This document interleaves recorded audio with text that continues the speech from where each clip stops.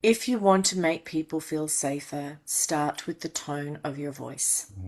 It's an often overlooked signal coming out of and landing on somebody else. And we can, with our experience and our knowledge and understanding of it, we can then shift out of those protective states into connected, more curious places and wonderment. Oh, I wonder why. I wonder why she's speaking that way. Hello, radiant beings. I am really excited to have Mattie Shisko with me today. She is an actor and voice coach. She's got a wonderful business called My Voice Coach, where she works with business leaders and politicians and humans in general, working with their voices to find authenticity, clarity, confidence, flow, and much more. I am so happy to have you here. We had such a wonderful pre-meeting. We've got lots to chat about and lots in common. Let's jump in. We spoke in our pre-meet about the kind of liberation of a voice, or how a voice really becomes itself. First of all, what happens to voices that they aren't liberated? And how do we take them on a journey towards becoming themselves? Such a beautiful question, Jeremy, and thank you so much for the opportunity to speak with you today. I'm excited to hear your thoughts on everything that you bring to me as well. So, the liberation, it's so out there on social media. You know, you see these images of people standing in the forests and they're yelling at the trees or they're running into the water with their arms up. And yes, this is voice liberation. Absolutely. Liberation is any action that takes us from being dormant or silent or incapable of moving to having some kind of movement and exploration that brings whatever is going on in here out there. So for me, liberation can be so small. It can be such a gentle act, and especially with the voice, when we might see that there are places that have been locked away for whatever reason, many reasons, protection, fitting in, survival, culture, and moving it to a place where it can be heard by self and by others can sometimes just be this tiny liberating moment. And I think when people see that liberation has to be this enormous thing, it can even shut us down even more. And so the process of revealing and feeling safe enough to reveal our voices becomes something that adds more fear. I love that. And I think the way you express it is really beautiful, that it's rather a small process, or it's a process of safety and revealing, not exposing or throwing oneself onto big stages that are enormously triggering and too much and overwhelming. Because many of the people, certainly that I work with, developed a pattern of being in fear around being highly visible and being audible, being seen and heard. And that will often historically have been from unsafe family environments or community environments or schools, bullying, etc. And so there's a pattern inside us that might be, I don't feel safe to fully express myself. You speak about voice as a pathway to safety and belonging. Can you speak a little bit about what that might look like? Yeah, when we feel safe enough, I think, I like to call it tickety boo. Other scientists call it homeostasis. When we feel that everything is running in the right direction, and, it's that felt sense of safety, because safety really is a feeling. You really know when you feel safe or when you don't. So that sense of, if I feel safe enough, if my body, my breath, being present, all aligns and I feel held enough, then my voice can emerge. Yeah.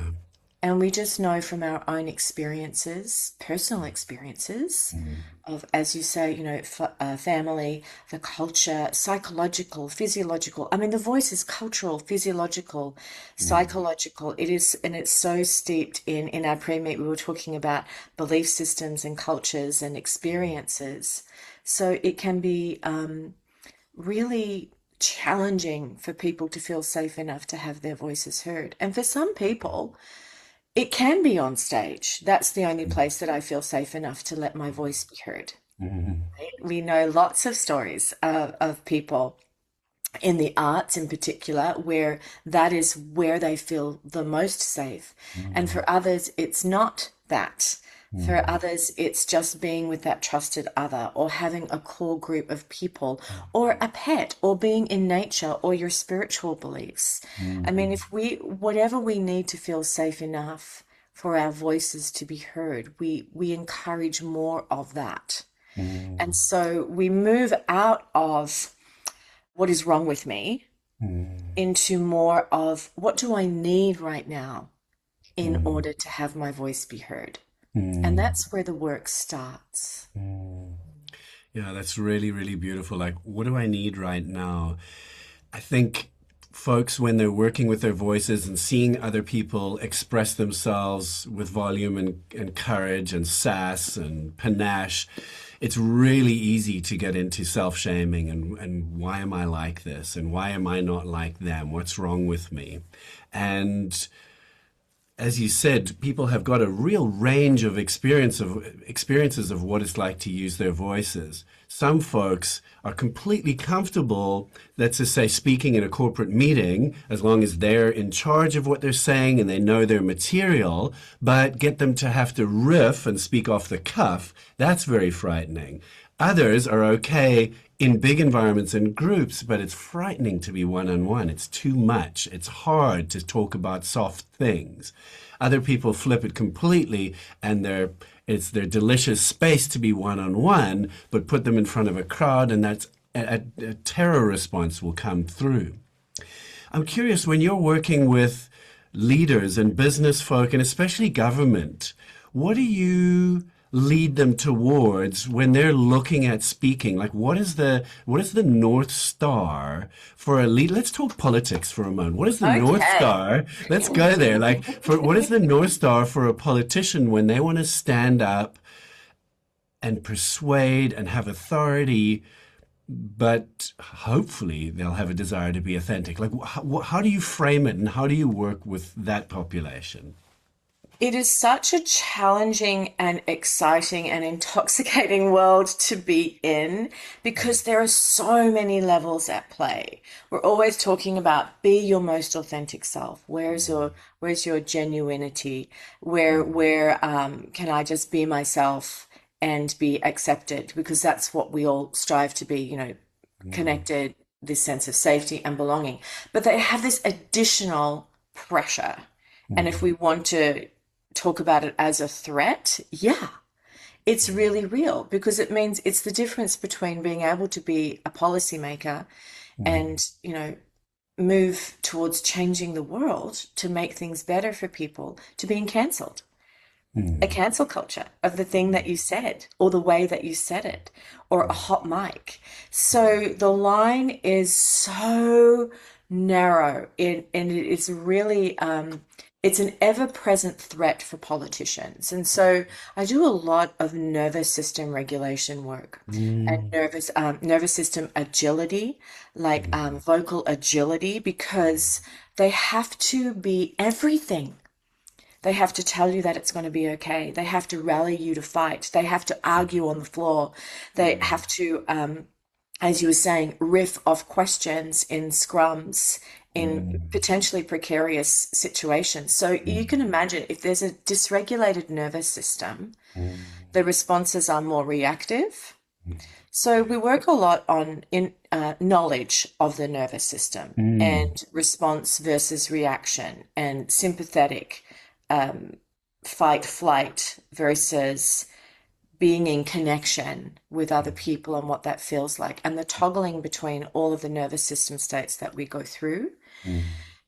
Ultimately, there's got to be clarity and there's got to be drilling down to the core message of what am I really trying to say here. And but also, see, it's so complicated because, and I also want to show up human. I don't want to be a robot, and I just don't want to be talking about the messaging that my party requires me to message. So and then everything is filmed. Mm. So it's really, really challenging for people, and you will see burnout Mhm. very, very quickly. And you will see them, you've got to have the thickest skin. Mm. There is no way, hell or high water, that I would go into politics. And some of them Right. shake their head and go, "Oh my gosh!" But there is a drive and a passion when their desire to make the world a better place overrides all of that, and they're willing to take the risk. Then that's just what they have to do. Mm. And it's there's so much call to action. There's so much fight and that we really, really need, but there's also the recovery. So if we've got politicians out there fighting and fighting and fighting, and then if they're, especially if they're in election mode and they're on the road, the vocal fatigue that sets in. So there's I'm getting on and on because there's so many different little nuances in training or supporting the politician in their work and Mm. time. You never get enough time with them because their schedules are always changing. Something is always happening and they're on a plane. So it can be really challenging to keep up the consistency because, as you know, it is with the consistency of the exercises that the change really comes. Yeah, absolutely. Yeah, I mean, it's interesting hearing that. It does fill me with a bit more empathy for what it's like to be a politician, the balancing act and an authentic, let's just say, a kind of good politician, or at least one who's trying to be a force of good, which I hope most of them are. But this balancing act between being human, being accurate, being present, being able to articulate stuff in the moment. I mean, and then dealing with the blowback. It does sound absolutely terrifying, and I can't imagine anything You just worse. summarized it so well. Yeah. Yeah, it's interesting. And so, we've spoken, and in both of our work, we worked so much with nervous system regulation and using the voice as a force of nervous system regulation. Let's play a little bit. Well, I'm curious.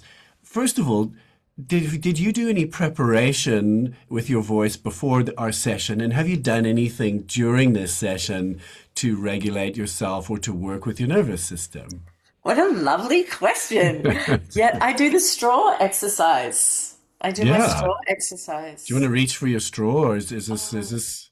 Yeah, sure. Hold on a Let's do second. it. Yeah, great. Okay, so this semi-occluded vocal tract exercise, and SOVTs for the win. sort yeah, so I do this. It's the best. Do you do this? I don't do much straw actually. I just do a lot of other SOVTs. Okay. Yeah. I just find that they're just so wonderful. So before a podcast, I will do that. Did you want me to go through it? Yeah, just one to show. Yeah, Oh, let people sure. see. So I start with just humming and making sure that I'm really breathing from the thoracic diaphragm, and do a little body scan and just, sense for tension and see if I can invite that to release first of all. And then I make sure the most important thing is to make sure that your breath is coming through the straw when you hum. So that's good. So I'll just hum on one note for 30 seconds, and then I'll do a vocal glide. First of all, you'd like to take a drag of your cigarette. Highly recommended for public speaking, right? Smoking is brilliant. Yeah, Just have to do that, sorry. yeah. And then I'll do a vocal glide.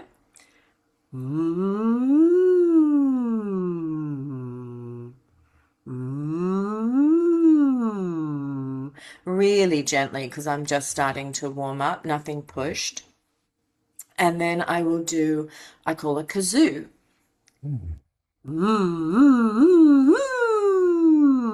brings in a little bit of fun and fired up in there, a little bit of mobilized energy. And that's for 30 seconds. And then I will hum my national anthem.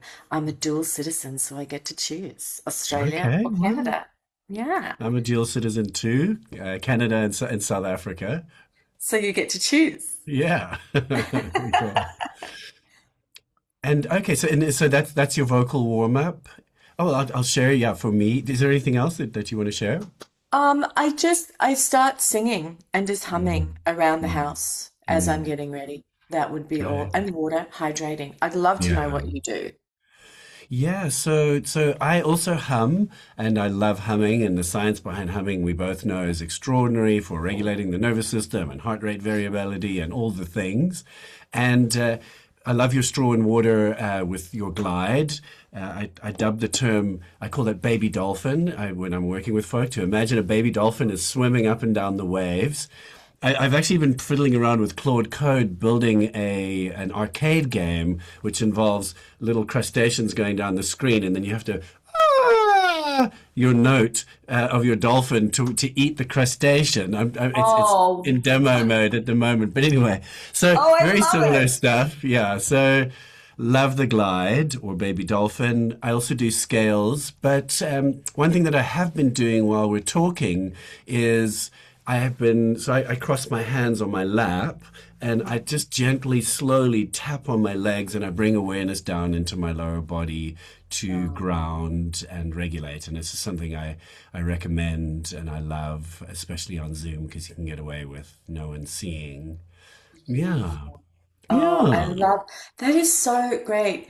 Having that awareness. Oh, that's so simple and so beautiful, Jeremy. I love Mm. that. Thank you. Great.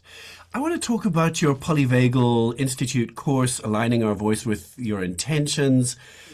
Yeah, so let's talk about aligning your voice with your intentions. We're going to have a link to Maddie's website plus this course in the show notes. But tell us about the course and what is it to align your voice with your intentions?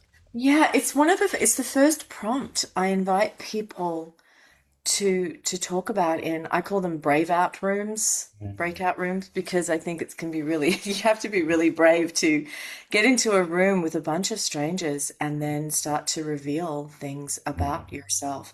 So it's one of the first prompts that I talk about because I think it means different things to different people. And I will ask you what you feel it means for you.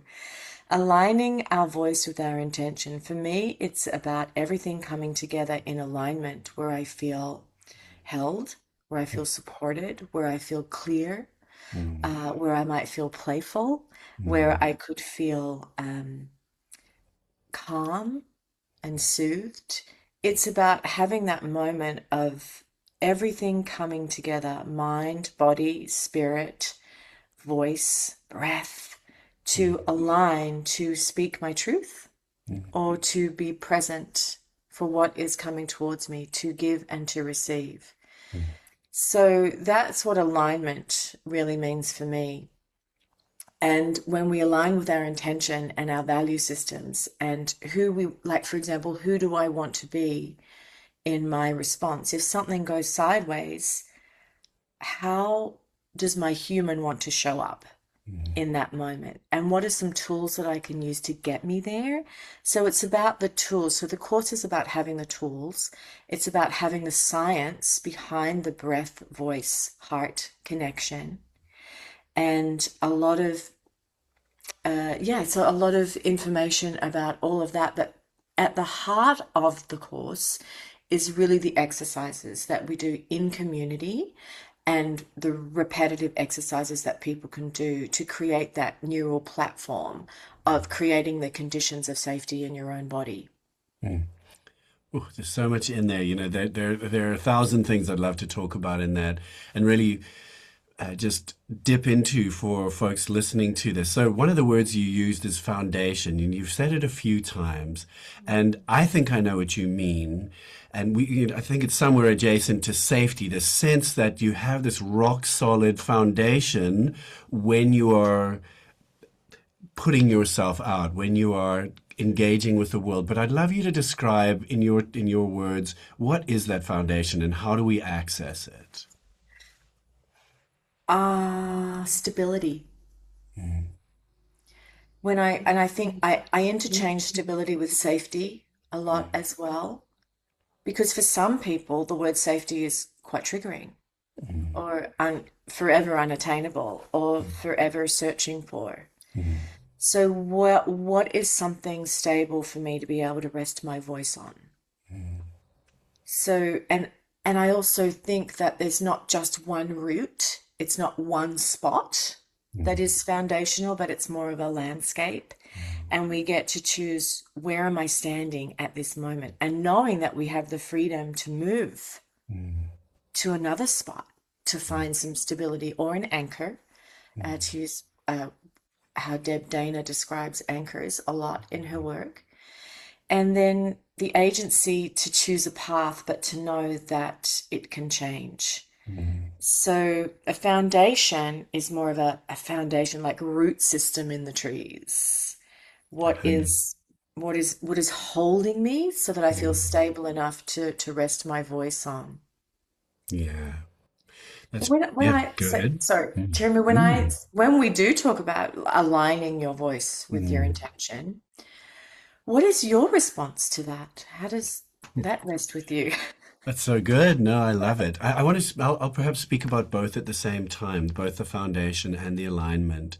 And I'll speak about it from the sense of a lot of the folk who will come in to work with me will have some level of an anxiety response in relation to being under the bright lights, whatever that might mean for them. That might just be in a meeting at work, that might be presenting to a C-suite, that might be doing public speaking and so on. And there's a system that switches on in them when they're in those environments. Heart rate goes up, they might start sweating, there might be shaking, or it just might be I'm speaking too fast and my voice is shaking a little bit and I look scared. You know, it could be anywhere on a spectrum. But there's a system that switches on and that often includes overthinking. So they might be a little bit more in their heads and kind of up and out of the fullness of themselves. They're in a kind of, let's call it a reactive system that is frequently also hypervigilant and scanning the audience for perhaps people are judging me and simultaneously fearing what they feel in their body. In other words, I feel scared and that scares me. So they have fear of fear. So there's a whole lot of, I'm going to say, difficult to navigate stuff going on. And it's hard to be your full, clear, authentic self when you are in this part of yourself. Well, let's just say you're authentically scared, but it's not necessarily what you want to communicate in the moment. What we're talking about is this ability to navigate these states and then introduce stability, safety, like you said. And there's kind of a grounding or a foundation that then emerges that you can handle activation. This activation, there's a sense of, oh, something's, I think you used the phrase, something's holding me. These are beautiful phrases. It feel, so I've got this nervous system activation, which of course happens, especially the bigger the stages you get onto, the more you're going to be activated, but there's this foundation there. And this alignment that you speak of is the ability to be ourselves. I would kind of talk about a through line where we have access to our mental capacity and clarity. We have access to our heart. So we're kind of aligned to ourselves. We have access to our bodies and our emotions. And we are grounded in ourselves. So kind of I'm going to say as close to as possible, some sense of being at home or at least supported by ourselves. And there's kind of an alignment through us, and it's an imperfect, beautiful thing, but we open our mouths, and what happens next is words flow out, and we don't have to necessarily control it or be watching it, with a kind of a judge and critic above. We just let this flow happen from a state of chaotic, beautiful, sweet, supported alignment. Okay, how did that? Oh, Jeremy! Wow, drop mic. Oh my gosh, that was so beautiful. Yay! Whoa, that just deeply resonated with me and so many things. I wrote down some things because I sometimes forget in the moment, Yes. but when you said out of the fullness of yourself, out of the fullness of yourself. Oh, to be in the fullness of Hmm. myself is to be present, isn't it? Hmm. Really, that's Yeah. so beautiful. And in the fear of the fear and all of the fearful things, remembering that this is what our nervous system was designed to do to keep us safe. And it's actually just doing the job that it's supposed to do. Oh, thank you, body. Thank you, body. Hmm. And now from there, we can go, oh, let's bring this in and let's take that away or put it over here for a while. Wow, that was just such a beautiful Oh, answer. thank you, Thank you. Mattie. I want Yeah. to ask you, I think from within that, so I just, we're still talking, I think, about alignment and aligning our voice with your intentions. When we align our voice with our intentions, how does our voice affect others? It is, and you'll probably agree with me because this is your life's work also, is the impact that our voice has is such a potent influencer of another person's nervous system. If you want to make people feel safer, start with the tone of your voice.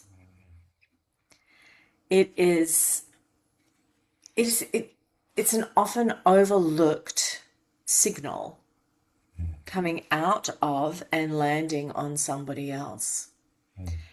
And we can, with our experience and our knowledge and understanding of it, we can then shift out of those protective states into connected, more curious places and wonderment. Oh, I wonder why.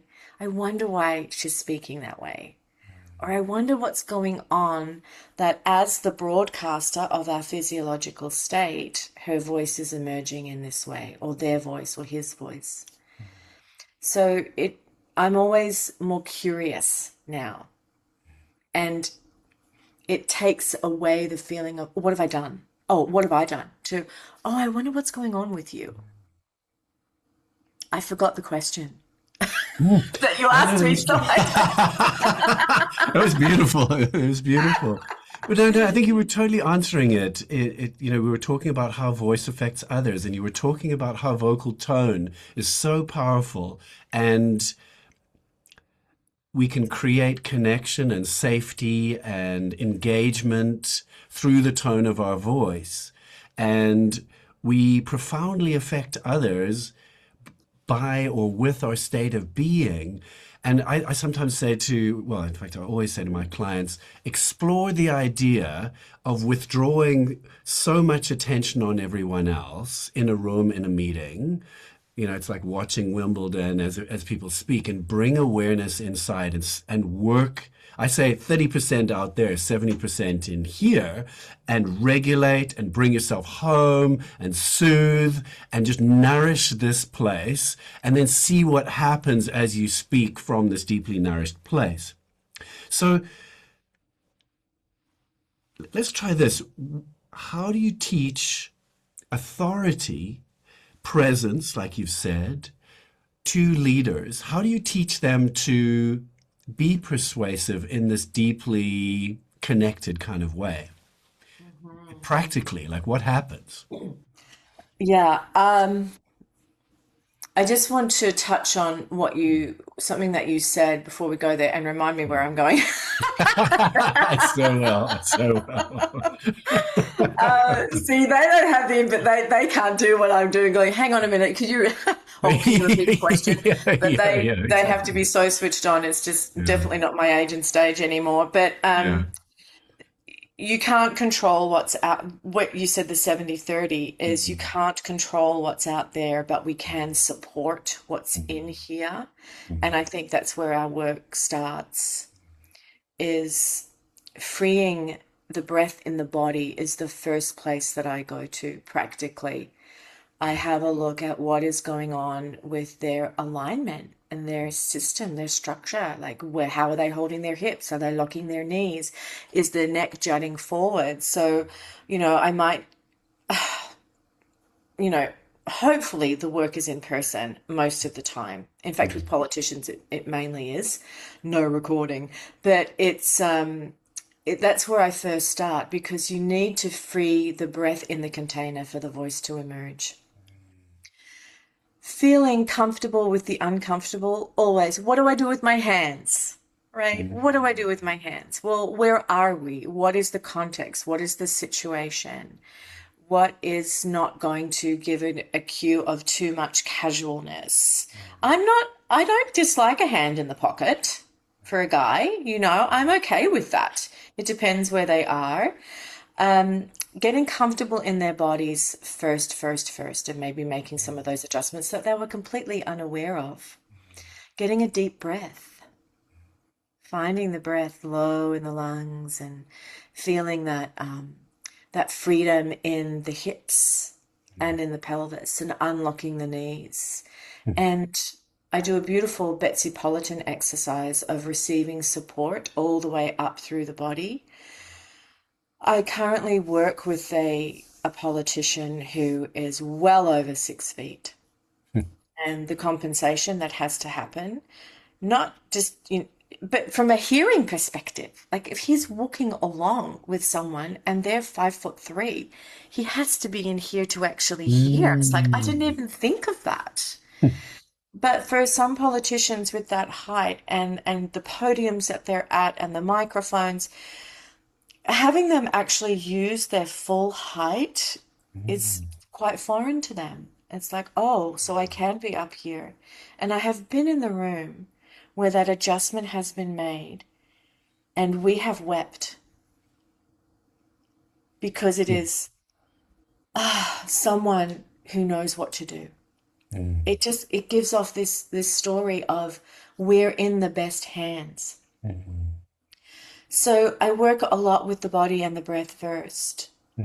The connection to people is, especially so in a scrum situation, if you're trying to be provoked by an interviewer, for example, you're not actually answering the interviewer. You're looking through the camera and you're speaking to you and me at home. And that can actually soften the edges of the fear of, I know what you're trying to do to me, reporter. But that's their job, right? That's their job to get to the truth and to drill down to the key message, because we all know that there can be inflated messaging and get to the point. But if I am working through the reporter and through the camera to the person speaking at home, it can actually start to soften the edges inside. Looking at emphasis, intention, your why has to underpin everything. Why am I here? What is my purpose? What is the point?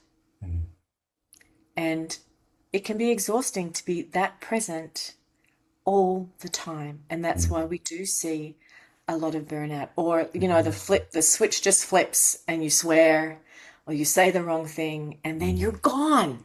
It's really, really challenging, really challenging. Brutal. And how then do you cultivate that presence? I think it's practice. I really do think it's practice.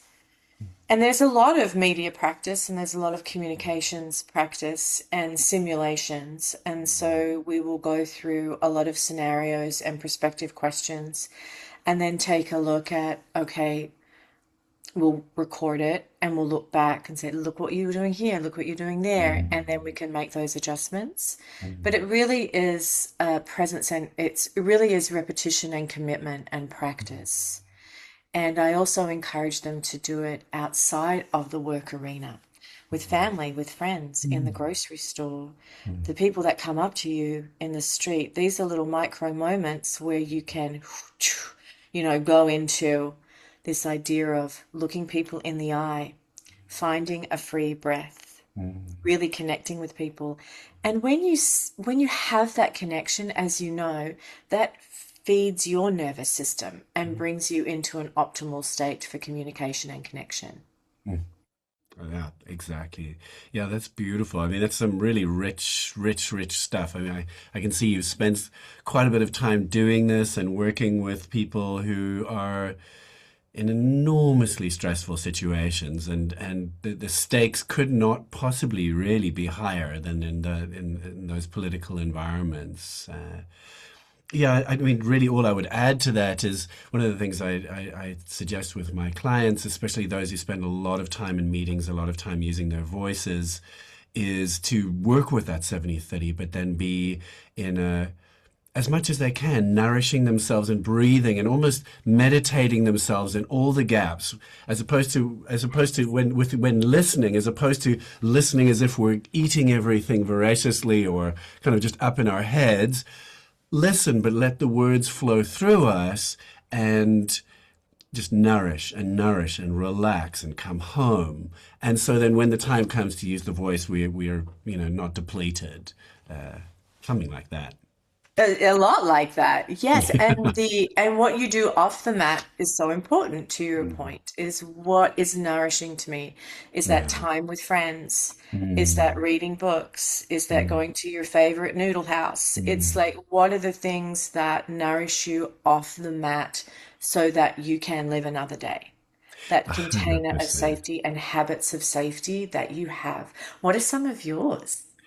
Yeah, well, I'm just going to riff off that, like, tips for everyone while you're mentioning all of those things, just to really throw in on top of that for those in the audience who are using their voice in high stakes environments, like watch the caffeine, watch the drinking the night before, um, do your nervous system regulation, keep exercising. Like everything's important when you need to show up and put yourself into the spotlight. And it's glorious being in flow in the spotlight. And it's incredible how much folks don't necessarily support themselves in the lead up to that time they need to use their voice. So, yeah, I can't remember your question. What was. Ah, yay! No, We're that's only it. human. That's right. We're like, yes, And we're not showing up human. politicians. We're not. The stakes aren't high here. We can take our time. We can pause.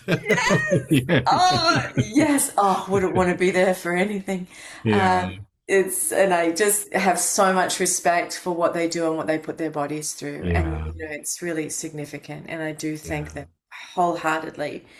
Um, so you were talking about that little container of safety. What are the things that we Mm. do to nourish ourselves? And remembering that it is so important before we get to the spotlight. I love what you said. And when you're in Mm. flow, it's glorious under the spotlight Mm. because it truly is.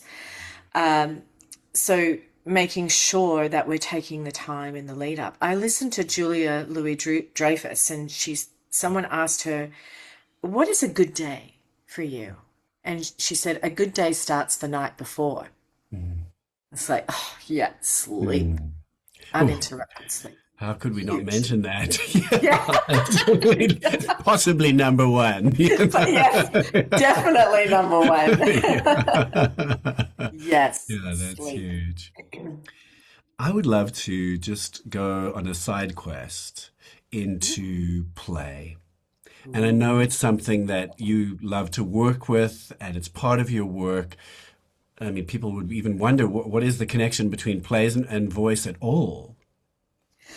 Oh, I can't help it. I just can't help it. I'm silly. And I will, and I love being creative. And it's really how I've designed most of my exercises have just come out of going, oh, I wonder if I go there and then go there. And then I think it's really is from my acting training and my acting background of just saying yes and being playful. When I incorporate the play into vocal exercises, I try to do it like I'm hiding the veggies. We're already there, so we might as well go over here, right? And people get so surprised at what they've done because, play gets a bad rap. It's childish, or we don't have time to play. There's too much competition, and we've got to strive and we've got to work. And it's like, oh, but there's another way. Mm. There is truly another way to arrive at what you need and where you need to be. Vocal play, because we're incorporating the larynx, the breath, the social engagement system, the sparkle in the eye, the uncertainty, the rupture, the repair, we're really forming this beautiful agility and flexibility in our nervous system. Mm. And so a vocal play exercise, we can do it by ourselves. I mean, the kazoo or the dolphin, this is vocal play. Or we can be in connection with another person and make silly sounds and, connect that to movement and to our bodies. And then we have these emotions and these thoughts and this possibility arrive. And in just a very, very short exercise, someone might just feel different, go, oh, wow, I feel like changed. And that's going to be different for everyone. Or it's like, I never want to do that again. Please don't do that. That's never happened to me, actually, Right. yet. It's Wow. never happened to me. It has always been a delightful surprise. Mm. And I'm very conscious of how much play I incorporate with the person. It's very dependent on who I'm working with. Mm. I I had not been in the room with actors for a really long time, but I'm doing a play right now. Mm. And Wow. I was leading the vocal warm-ups for rehearsals. And I'd forgotten just how expressive actors are. And so here I was from my political and my business world with my Mm. tiny little bit of vocal play. And I would just go in, and then they're like, and like, and I'm like, I've forgotten. So it's like, oh, okay, I'm here. So now I can go here, which is like Mm. way out there. So I'm very conscious of how much play I incorporate, but Mm. it's always a delightful surprise for people because we don't have to be serious about everything. In fact, can we not be serious about everything because everything in the world is so serious, and we need these moments of levity so that we can continue to step through our lives. Mm. Oh, that's beautiful. I love your emphasis on play. I often tell or remind people when we're talking about voice about what they might have been like at 4 or 5 years old when they were capable of being very silly and making lots of sounds with their voices and what it was like to be able to move, like if they were to guess what emotions were in their body when they were a 4 or 5 year old dancing and singing and goofing around. And people will say enjoyment, enthusiasm, joy, maybe. And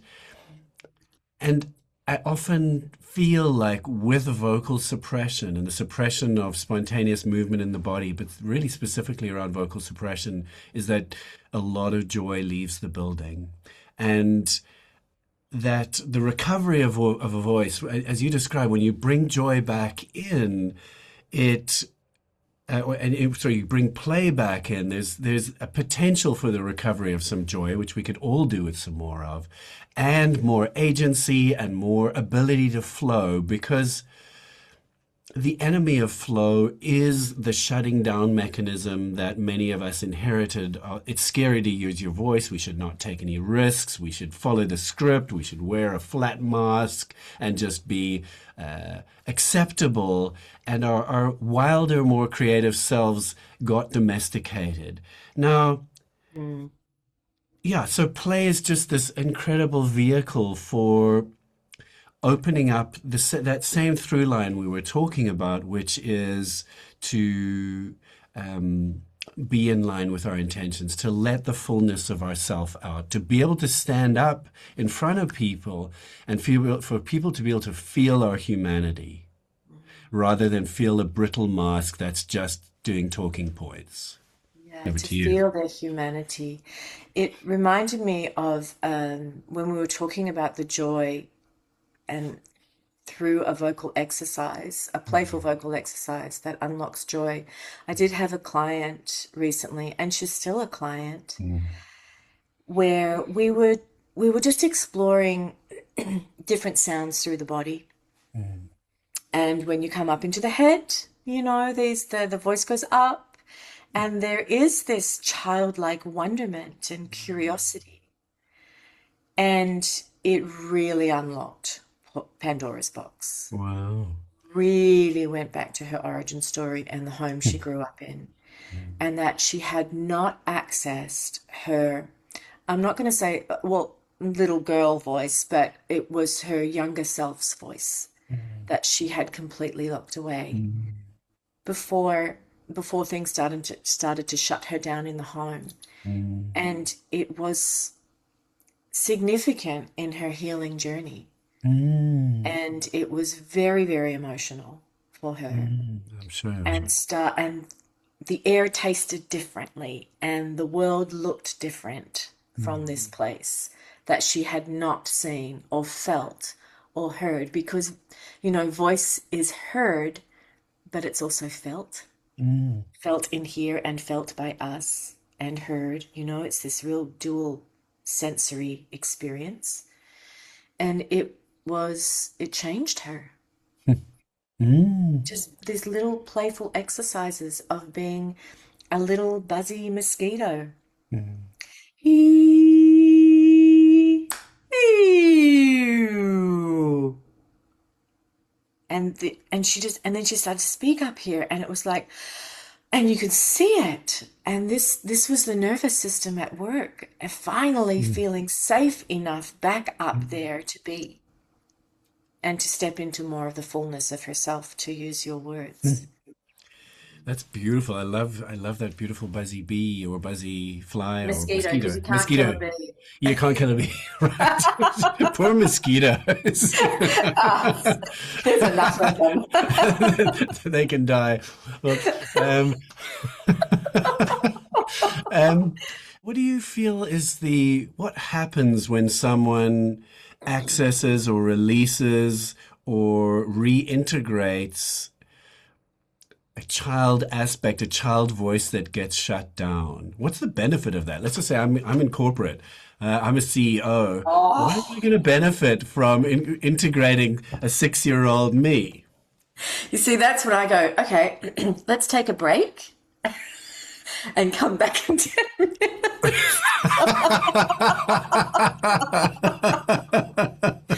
Oh, yeah.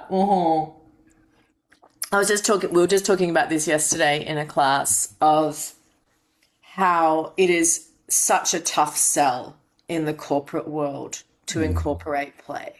mm, It is such a tough sell, and using that to make any kind of change. Apparently, 97% of change initiatives fail mm. in the Wow. corporate world. Yeah.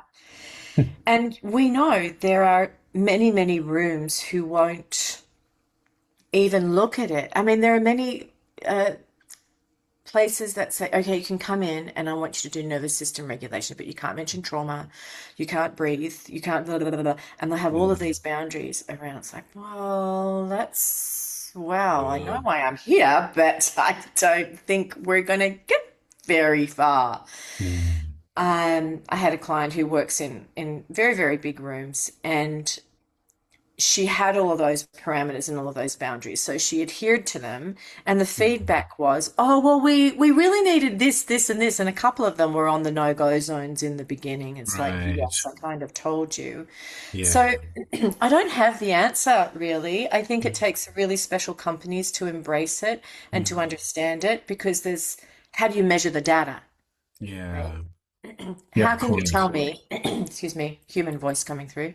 It's morning here, so I've got a little froggy Mm, voice in my throat.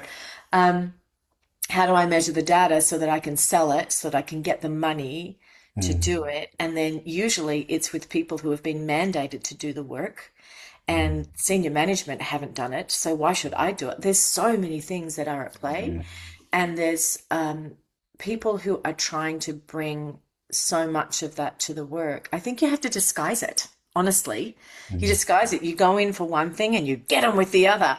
And so we will do some vocal play exercises mm, without them knowing. So I don't mm. know the answer. It's still a work in progress, really. Yeah, I really get that. I mean, it's so interesting.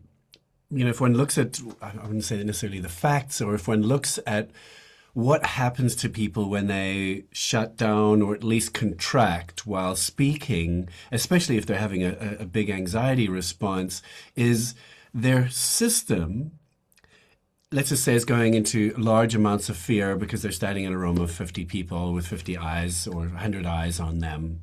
And some people go into mortal fear in situations like that. And yet, you could say that their nervous system is lying to them. There's no reason to be in mortal fear. They are not going to be attacked. It feels like that to our, let's just say, our social systems, that there's that kind of danger. But from a conditioning point of view, usually from my point of view, what's happening is that person who's standing up there as a child, more often than not, experienced unsafe environments where their body would go into a freeze or a shutdown, and it was extremely scary.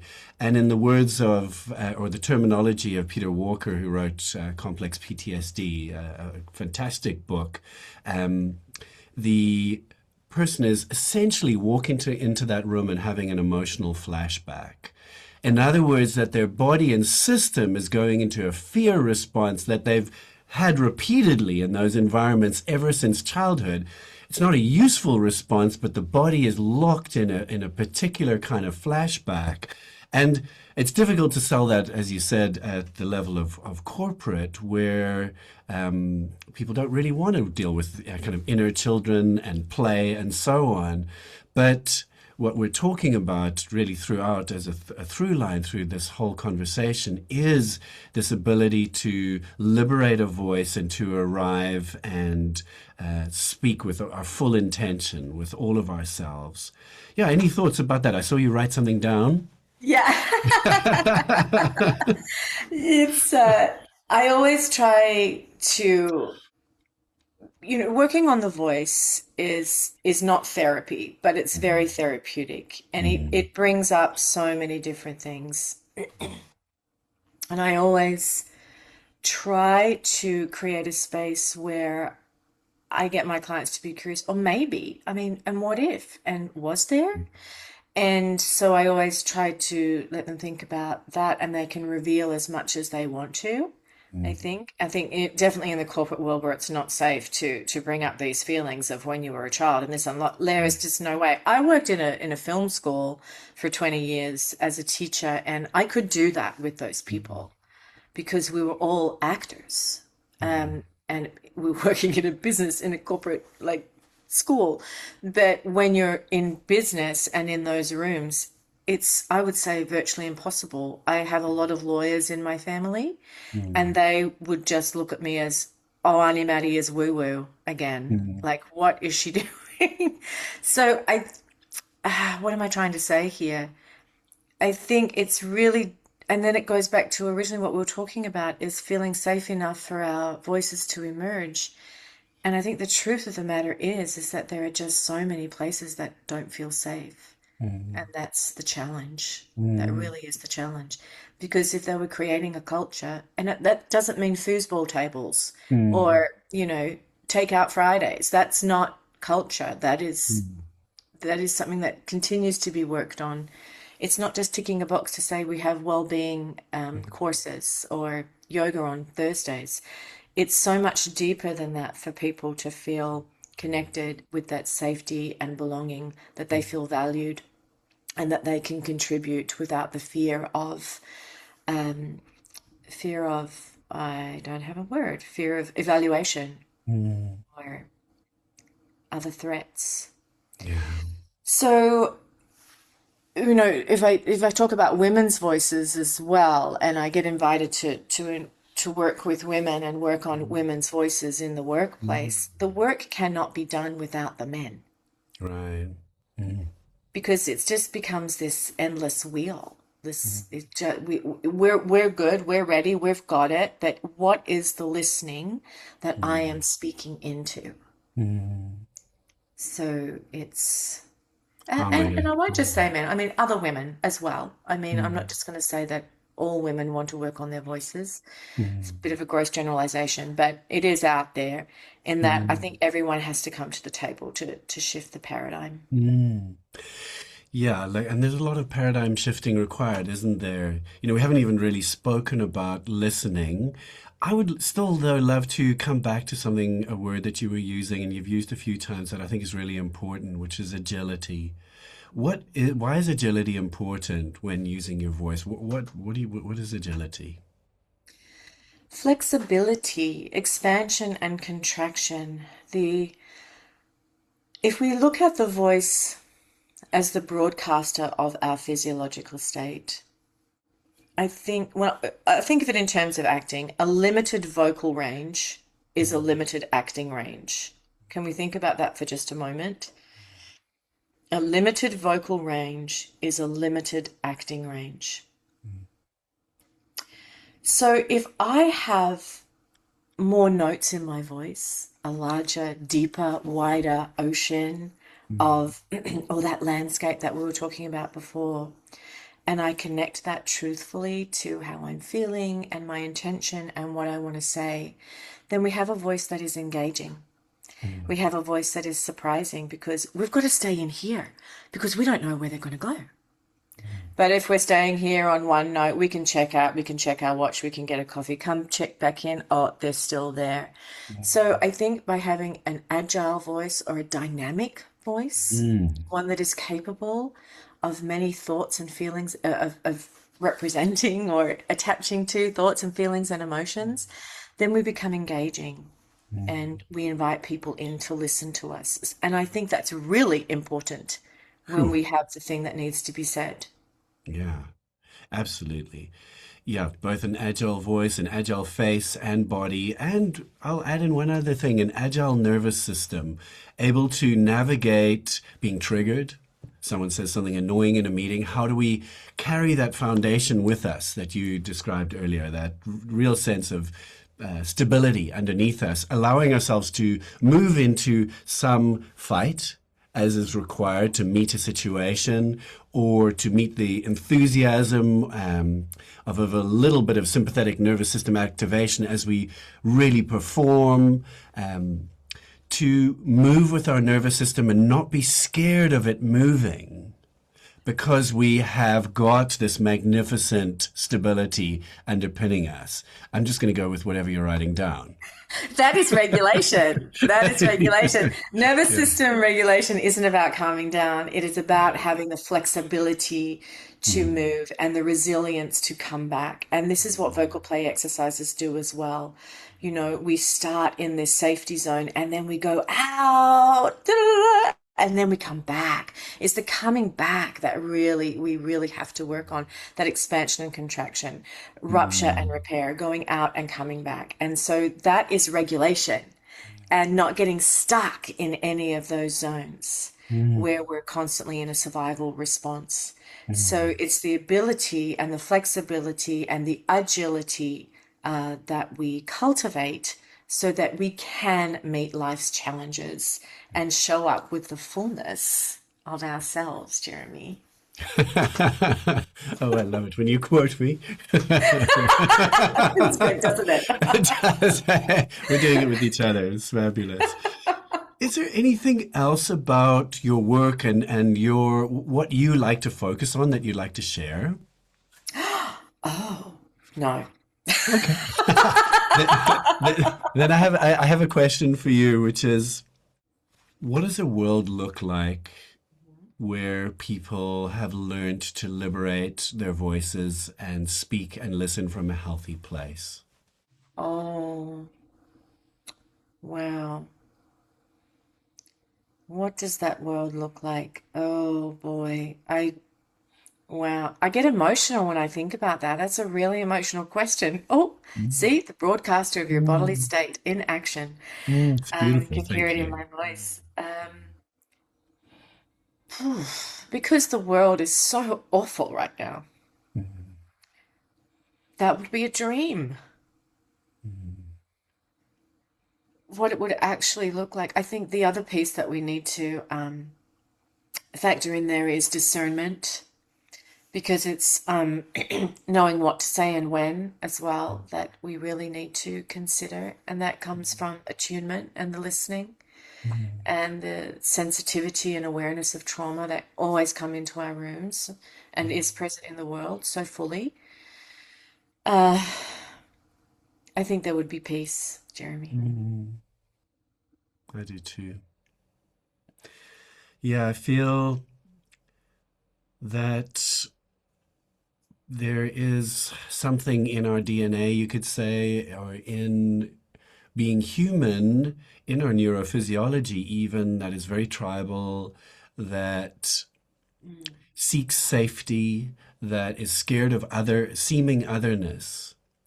And there's something about habitually introducing states of stability and safety into the body when speaking and listening around others that dissolves some of that apparent tribalism, otherness, and we move from me and mine and my people to much more from me to we into a sense of us. And so there's a potential as voices evolve for them to become kinder, more connected. We, might speak about the ventral vagal nervous system, which, and you've mentioned social engagement. We have built into us a nervous system that wants to connect and feel related and safe with others. And the biggest manifestation I would hope for all of us is increased safety in our bodies, that we fall kind of in love with each other and the world and our seeming otherness, and allow that to dissolve, to be kind with each other. Yeah. Something like that. Yeah. Yeah. Yeah. I'll live there. Sounds good. Mattie, thank you so much. It's been It's just such a joy sharing this time with you. an absolute pleasure. Thank you so much for the invitation and for the conversation. And thank you to all the radiant beings who've been listening. Please have a look at Maddie's work. You'll see her links in the show notes. And yeah, I'm just so grateful you came and shared your being with us today. Thank you, Jeremy.